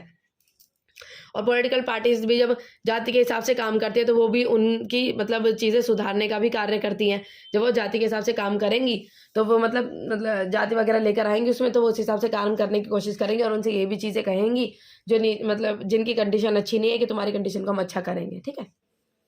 देश की किसी भी एक संसदीय चुनाव क्षेत्र में किसी एक जाति के लोगों का बहुमत नहीं है, इसलिए हर पार्टी के उम्मीदवार को चुनाव जीतने के लिए एक जाति और एक समुदाय से अधिक लोगों का विश्वास प्राप्त करना पड़ता है। तो कहते हैं किसी भी समुदाय पार्टी को जीतने के लिए हर एक जाति का सम्मान करना पड़ता है और हर एक जाति को उसको ये कहने के भी तुम लोगों को ये फायदा हम देंगे, ठीक है। वर्तमान सांसदों और विधायकों को प्राय हार का सामना करना पड़ता है और यदि जातीय समुदायों को राजनीतिक पसंद एक हो तो ऐसा संभव नहीं हो पाता। अब समस्या चुनाव में जाति की भूमिका महत्वपूर्ण होती है क्योंकि अन्य कारक भी इतने प्रभावी होते हैं। मानव और मतदाता और अपनी जातियों से जितना जुड़ाव रखते हैं प्राय उससे ज़्यादा गहरा जुड़ाव राजनीतिक दलों से रखता है। इन्होंने कहा था जाति के अलावा भी काफ़ी सारी चीज़ें हैं जो हमारे राजनीतिक दल में सहायक रहती हैं। अब देखेंगे जाति के अंदर राजनीति। अभी हमने देखा राजनीति और जाति देखी थी हमने कि राजनीति में जो जाति है वो किस हिसाब से काम करती है। अब जाति के अंदर जो राजनीति किस हिसाब से कार्य करती है। प्रत्येक जाति खुद को बड़ा बनाना चाहती है, इसलिए पहले वो अपने समूह के जिस उन जातियों को छोटा अथवा नीचा बताकर अपने से बाहर रखना चाहती है अब उन्हें अपने साथ लाने की कोशिश करती है। अब ये देखो कि मतलब ये है कि जो पॉलिटिकल पार्टीज होती है, जो राजनीतिक दल होते थे, और जितनी भी छोटी जाति होती थी उनको भी साथ में लाने की कोशिश करते ताकि उसको उसका भी समर्थन मिल सके। क्योंकि एक जाति केवल अपने दव पर सत्ता कब्जा नहीं कर सकती, इसलिए वह ज्यादातर राजनीतिक ताकत पाने के लिए दूसरी जाति अथवा समुदायों को साथ लेने की कोशिश करती है। तो क्या करती है कि एक से ज्यादा जातियों का उसको समर्थन मिले, तो वो किसी एक जाति के प्रति कोई बात नहीं करती, सभी जातियों को साथ में लेने की कोशिश करती है। और ये अपने अनेक पार्टियां और गैर राजनीतिक संगठन खास जातियों के खिलाफ भेदभाव समाप्त करने, उनके साथ अधिक से अधिक समन्वय करने और उनके जमीन जायदाद और अवसर उपलब्ध कराने की मांग को लेकर आंदोलन करते रहते हैं। अब ये है कि काफ़ी सारे जो राजनीतिक दल है जातियों के लिए काफ़ी सारे काम करते हैं ताकि सब में इक्वालिटी और कोई भी भेदभाव ना हो। चलो ठीक है। चैप्टर 4 राजनीतिक दल, जिसको कहते हैं पॉलिटिकल पार्टीज।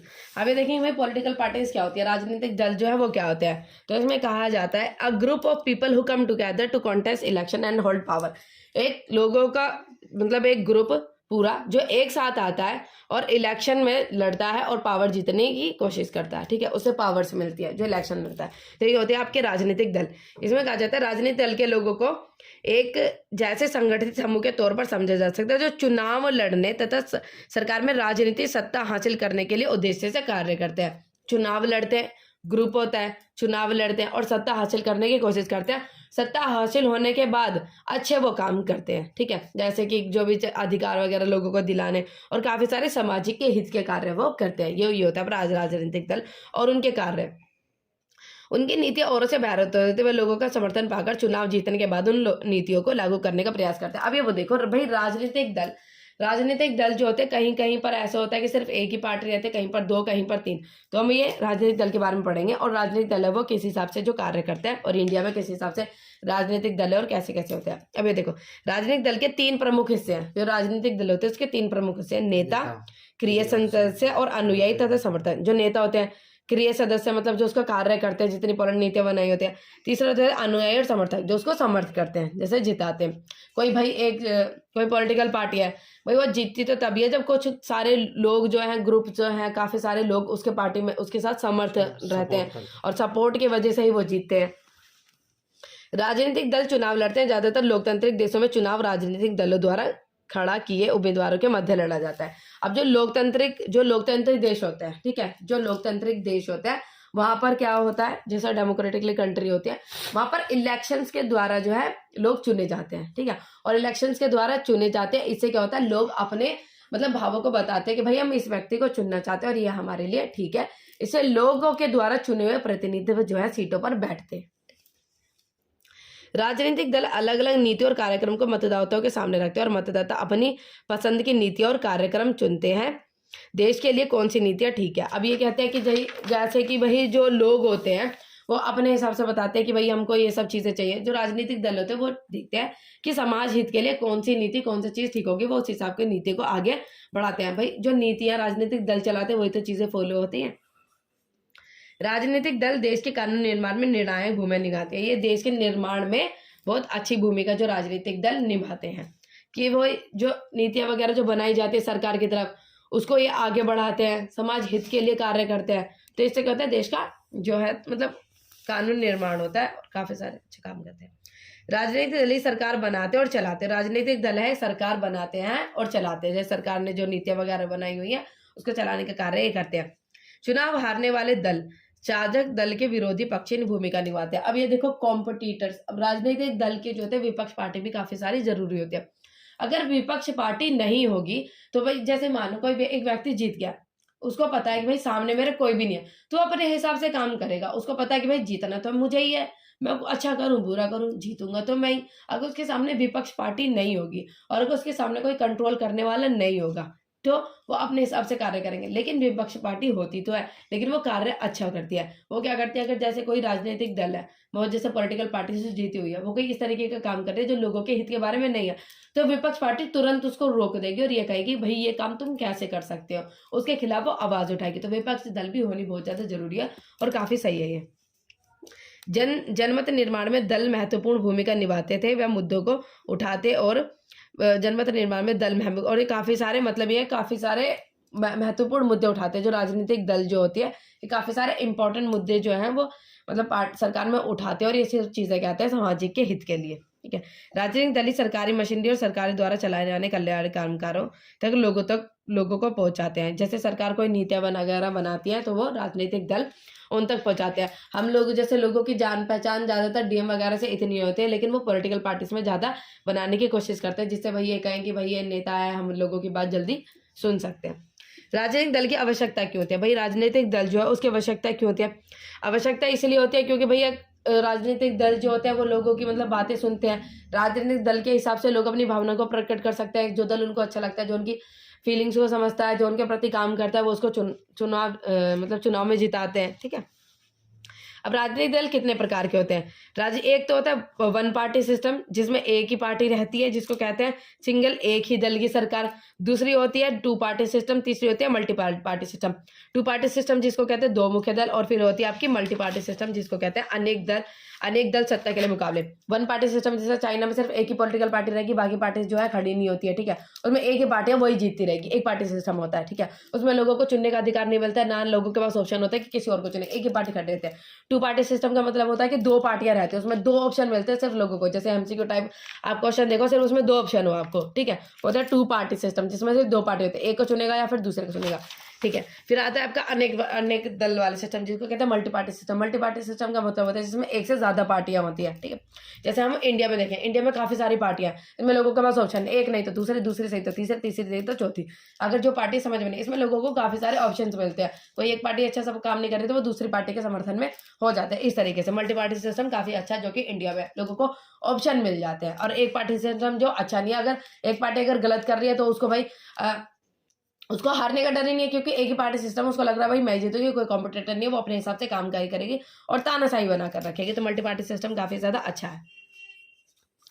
अब ये देखेंगे, दलीय व्यवस्था का चुनाव करना किसी एक देश हाथ में नहीं है, ये किसी देश के एक हाथ में नहीं है, यह एक लंबी अवधि के कामकाज के बाद खुद विकसित हुआ। अब जैसे कि जो पार्टी सिस्टम है, जो इस तरीके की पार्टी सिस्टम जो है बनाए गए हैं, वो ऐसे नहीं है कि एकदम से बना दी कि तुम्हारे देश में मल्टी पार्टी सिस्टम है गई है। ये काफी सारी चीजों को देखने के बाद, काफी सारी चीजों पर मतलब नजर रखने के बाद ये सारी सिस्टम बनाया गया। अब जैसे इंडिया में मल्टी पार्टी सिस्टम जो बनाया गया, वो किस हिसाब से बनाया गया? क्योंकि यहाँ की जनसंख्या बहुत ज्यादा है, यहाँ की जाति धर्म बहुत ज्यादा अलग अलग है।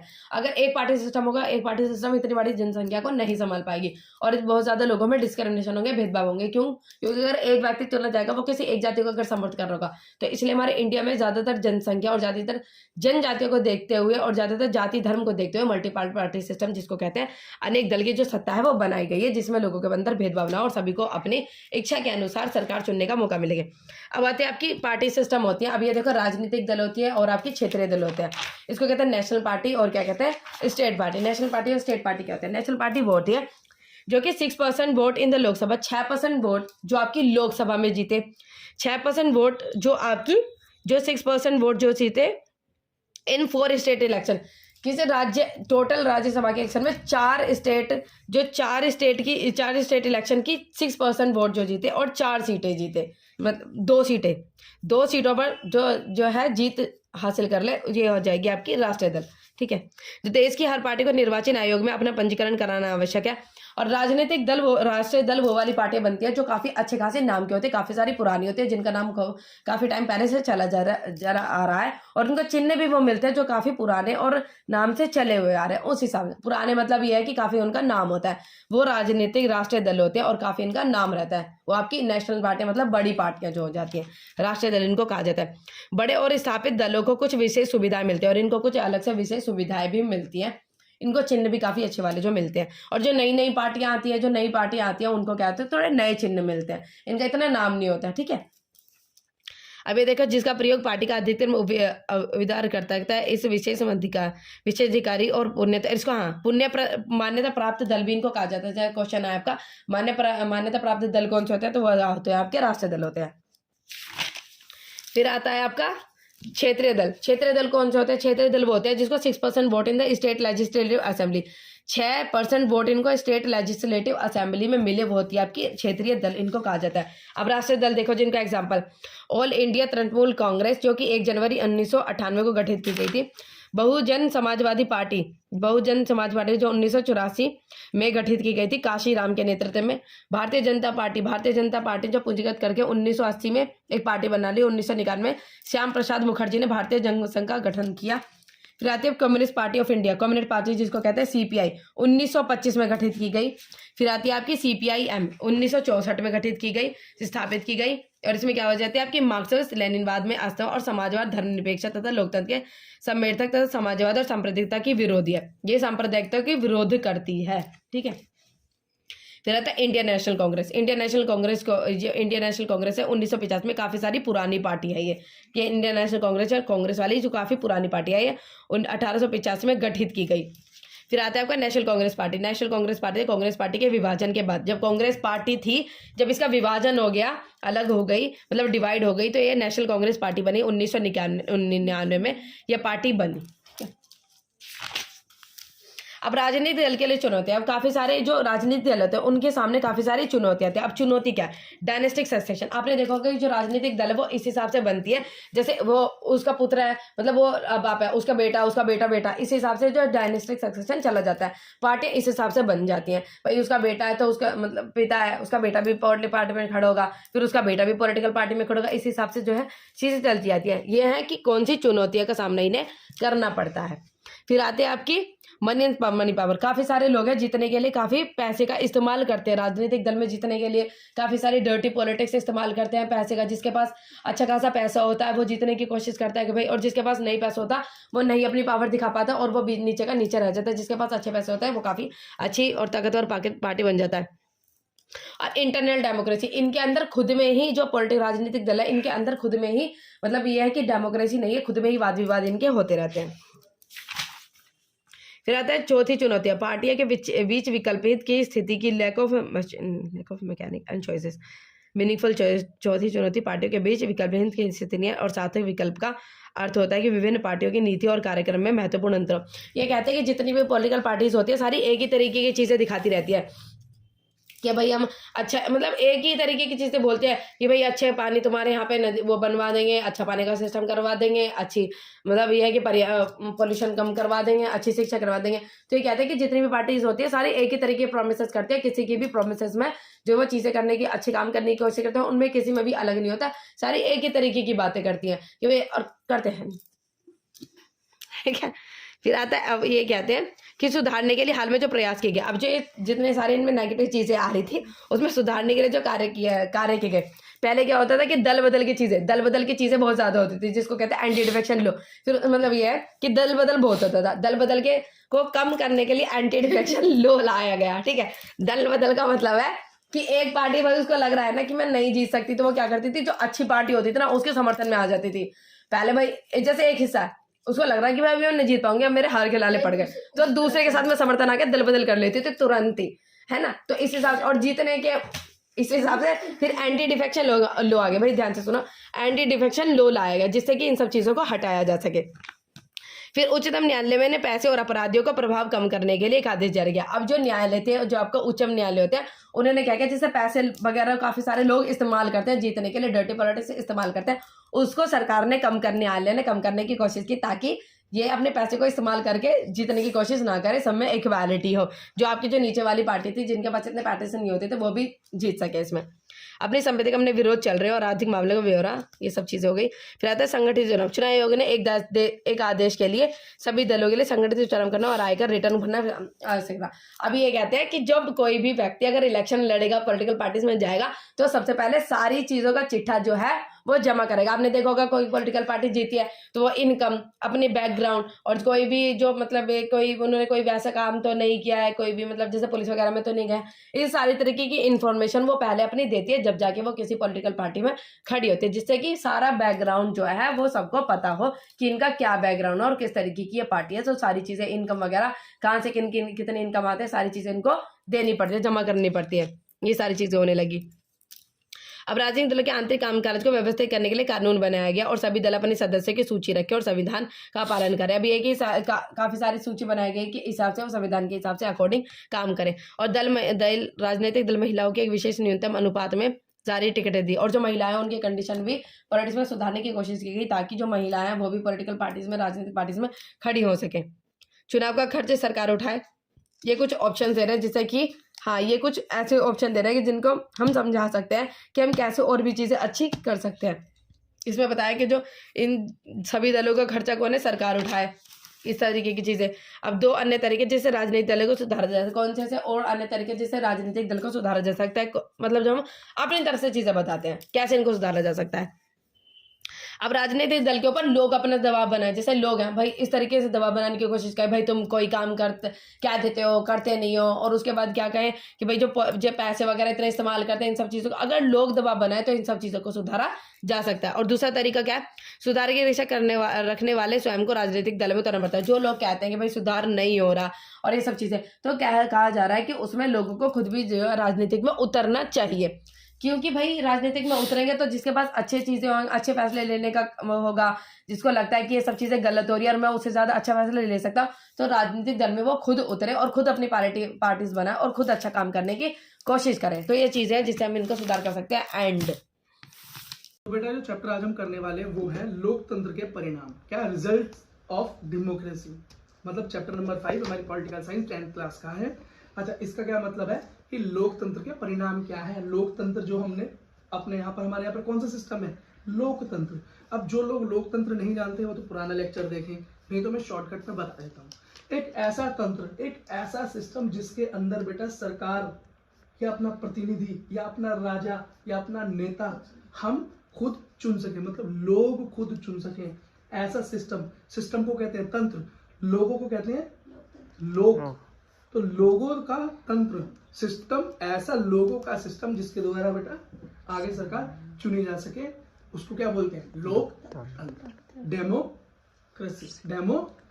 ठीक है बेटा, तो डेमोक्रेसी के फायदे क्या है, इसकी मेन हाइलाइट्स क्या है, ये हम जरा समझ लेते हैं। सबसे पहली बात, डेमोक्रेसी से क्या मिलता है हमें मिलता है बेटा समानता का हक। क्या मिलता है, समानता का हक। एवरीवन इज इक्वल, हर कोई समान है, अमीर हो, गरीब हो, लड़का हो, लड़की हो, या हो जो अपना लिंग निर्धारित नहीं कर सकते, वो लोग हों, किसी भी प्रकार का आदमी हो, विकलांग हो कि सक्षम हो, सारे लोग कैसे हैं, बराबर हैं। संविधान के अंदर में बेटा सारे लोग बराबर है, इसे बोलते हैं समानता का अधिकार। ये कौन दे सकता है, ये बेटा सिर्फ और सिर्फ लोकतंत्र सरकार के अंदर ही हो सकता है। ठीक है, आपने हिस्ट्री पढ़ी हुई है, देखा हुआ है, यहाँ पे राजा का राज होता है, राजतंत्र होता है, तो वहां पर क्या होता है, गरीब कुचला ही जाता है, वोटिंग का भी हक नहीं होता, आवाज भी नहीं उठा सकता, लेकिन अमीर उनके पास सारी पावर होती है।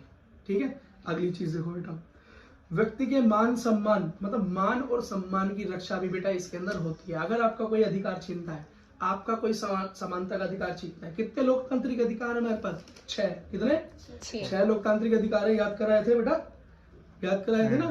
तो उन 6 लोकतांत्रिक मौलिक अधिकारों के अंदर से किसी एक का भी अगर कोई हनन करता है, तो उन 6 के अंदर से एक अधिकार क्या है, शोषण के विरुद्ध अधिकार, मतलब आप अपने मान सम्मान के लिए क्या कर सकते हैं, उसके खिलाफ लोकतांत्रिक प्रक्रिया से कार्रवाई कर सकते हैं। और ये संविधान का मतलब होता है इस लोकतंत्र को चलाने के लिए जो बेटा लॉ है, जो कानून है, उसको लोकतंत्र का क्या बोलते हैं, संविधान। क्या बोलते हैं, संविधान, रूल एंड रेगुलेशंस। उसके तरीके से बेटा उस आदमी को, उस व्यक्ति को सजा मिलेगी जो आपका अधिकार छीन लेगा। दूसरी चीज देखो, गलतियों को सुधारने का मौका देता है लोकतंत्र। जैसे कि मानो किसी भी गलती की वजह से आपने एक ऐसे नेता को चुन लिया जिसने वो काम नहीं किए जो आपको लगा था वो करेगा, जो प्रॉमिस उसने किए थे वो नहीं, तो आप बेटा अगले 5 साल बाद अपनी गलती को सुधार कर किसी उस नेता का चुनाव कर सकते हैं जो आपको लगता है कि उससे ज्यादा लायक है। समझ में आ गई। और यही अधिकार बेटा सरकार के पास भी है। अगर उस सरकार को लोग नहीं चुनते तो उनको पता चल जाता है कि मेरी ये गलतियां थी, तो वो भी अपने सुधार करके अगले साल अपने अंदर इंप्रूवमेंट करके दोबारा से लोगों का विश्वास जीत सकते हैं। ठीक है, अगली चीज देखो बेटा, निर्णय लेने की गुणवत्ता में सुधार। इसका मतलब क्या है बेटा, निर्णय जब लेती है ना लोकतांत्रिक सरकार, टाइम लगता है उसमें, क्योंकि बहसबाजी होती है। क्यों? क्योंकि बेटा लोकतंत्र के अंदर कुछ ऐसे नेता भी होते हैं जो कि जीते होते हैं कुछ वोटों के अंतर से, और कुछ ऐसे होते हैं जो उनके पक्ष में नहीं होते, बोलते हैं विपक्ष के नेता, अपोजिशन। ठीक है, तो अपोजिशन और बेटा जो समय सरकार होती है उनके बीच में एक बहस होती है। क्या होती है? किसी भी सुधार के लिए, निर्णय के लिए बहस होती है, और उसमें वोट होता है संसद भवन के अंदर, है ना, हमारे संसद भवन में। तो जब बेटा वो बहस होती है उसके बाद एक रिजल्ट निकलता है कि वो निर्णय लेना है या नहीं लेना। समय तो लगता है, लेकिन जो निर्णय निकल कर आता है वो कैसा होता है? बढ़िया होता है, देश के हित में होता है। ठीक है, अगली चीज देखो, संघर्षों को हल करने का बेटा क्या है इसके अंदर एक तरीका भी है। मतलब संघर्ष को हल करने का मतलब, मानो कि कोई प्रॉब्लम हमारे देश में हो गई, प्रॉब्लम हो गई, कुछ लोगों ने संघर्ष किया, प्रोटेस्ट किया, तो बेटा उसको हल करने का भी तरीका हमारा लोकतंत्र की सरकार देती है, लोगों की भागीदारी सुनिश्चित करती है। क्या हो गया बेटा? लोकतंत्र के फायदे। ठीक है, बात समझ में आ गई? अच्छा, बेटा लोकतंत्र सरकार के परिणाम क्या है, लोकतंत्र के परिणाम भी और देखो जरा। तो एक बात, उत्तरदायी, क्या उत्तरदायी, इसका मतलब बेटा जो भी सरकार, जो भी लीडर, जो भी नेता हम चुनकर आगे भेजते हैं वो बेटा अपने काम का उत्तरदायी होता है, मतलब आगे उसकी जवाबदेही होती है। ऐसा नहीं वो कुछ करे तो उसको कोई पूछने वाला नहीं है। क्यों बेटा, यहाँ पर नेता पक्ष का है तो विपक्ष में भी नेता है, अपोजिशन में भी नेता है, जो कि बेटा उस कुर्सी के लिए क्या कर रहे हैं, लड़ाई कर रहे हैं। जैसे राहुल गांधी है और जैसे मोदी जी हैं। अब मोदी जी सरकार में, लेकिन राहुल गांधी क्या चाहते हैं कि वो क्या है, वो बेटा प्रधानमंत्री मोदी जी की सीट पे आना चाहते हैं, और ऐसे और भी नेता है जो आना चाहते हैं। तो मोदी जी अपनी क्या करते हैं बेटा, अपनी जो काम करते हैं उसके बारे में लोगों को बताते हैं। क्यों, ताकि लोग उनको अगली बार भी चुने।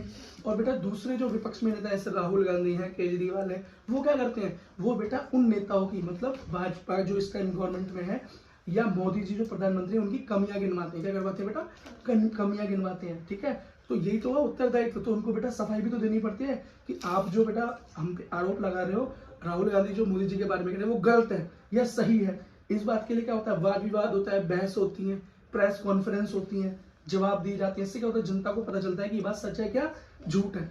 तो इसका मतलब ये नहीं कोई लोकतंत्र सरकार हमने चुन ली तो अब वो जो मर्जी करती रहेगी, उससे कोई सवाल नहीं होगा। नहीं बेटा, लोकतंत्र की सरकार में जवाबदेही है, रिस्पॉन्सिबिलिटी है, और वैध शासन है। वैध शासन मतलब लेजिटिमेट है। वो लेजिटिमेट मतलब यहाँ पर बेटा हर चीज का एक तरीका होता है। सिर्फ चुनाव का क्या है, तरीका है, प्रोसेस होता है ना चुनाव का एक, कि ये चुनाव से पहले एक नेता होता है, उसकी कुछ क्राइटेरिया होते हैं, वो बेटा अपना फॉर्म भरता है, फॉर्म जमा करता है, किसी पार्टी के अंडर एक लोगो लेता है, चुनाव चिन्ह लेता है, फिर बेटा चुनाव होता है, फिर वोटों की गिनती होती है। पूरा लंबा प्रोसेस है, लेंदी हो कुछ भी ऊपर एक प्रोसेस है। तो हर चीज का बेटा यहाँ पे क्या है, एक प्रोसेस है, कुछ भी अचानक नहीं होता यहाँ पे। क्या कुछ भी अचानक नहीं होता। अच्छा बेटा एक चीज और देखो, आर्थिक समृद्धि और विकास मतलब डेवलपमेंट, और बेटा इकोनॉमिकल वेल्थ जैसे कैसे बढ़ी, कहाँ बढ़ी, तो राजतंत्र में बढ़ी या लोकतंत्र में बढ़ी, राजतंत्र में बढ़ी कि लोकतंत्र में बढ़ी। तो बेटा एक चीज याद रखना कि लोकतंत्र के अंदर ही देशों ने ज्यादा विकास किया है,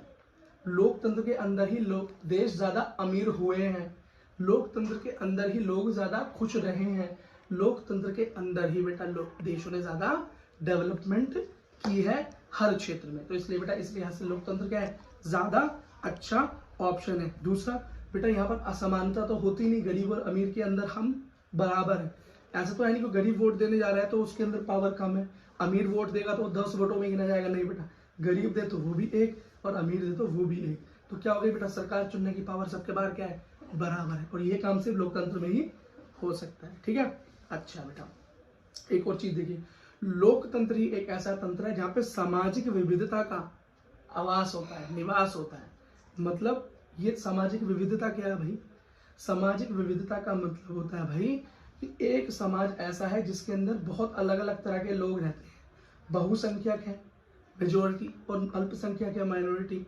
मतलब कुछ लोग ज्यादा संख्या में हैं, कुछ लोग कम संख्या में हैं बेटा। लेकिन लोकतंत्र कैसा सिस्टम है जिसके अंदर बहुसंख्यक, अल्पसंख्यक, ठीक है, एक धर्म वाले, दूसरे धर्म वाले, सब एक दूसरे का क्या करते हैं, सम्मान करते हैं, मिलजुल कर बेटा इस देश को चलाते हैं, मिलजुल कर इस देश की सरकार को बनाते हैं, मिलजुल कर इस देश को आगे बढ़ाते हैं। और ऐसा काम कहाँ हो सकता है, सिर्फ लोकतंत्र की सरकार के अंदर ही ऐसा काम हो सकता है। और भारत इसका सबसे बड़ा उदाहरण है, क्योंकि भारत के अंदर बड़ा धर्म जिसे हम हिंदू कहते हैं, छोटा धर्म जिसे हम, छोटे से मेरा मतलब नहीं कि छोटा है, छोटे से मेरा मतलब अल्पसंख्यक धर्म, जिसके अंदर जैन, बुद्ध, पारसी है ना, और मुस्लिम्स को भी काउंट किया जाता है। वैसे उनकी पॉपुलेशन इंडिया के अंदर, जितनी मुस्लिम पॉपुलेशन आज इंडिया के अंदर है, वर्ल्ड में किसी भी कंट्री में इतनी पॉपुलेशन नहीं है मुसलमान की जितनी आज इंडिया में। मतलब पाकिस्तान में भी इतने मुस्लिम्स नहीं रहते जितने इंडिया में रहते हैं। तो उनको माइनॉरिटी स्टेटस हम देते हैं, कंपेरिजन ऑफ हिंदुइज्म में बेटा उनको हम माइनॉरिटी का स्टेटस देते हैं, लेकिन संख्या बल में वो कम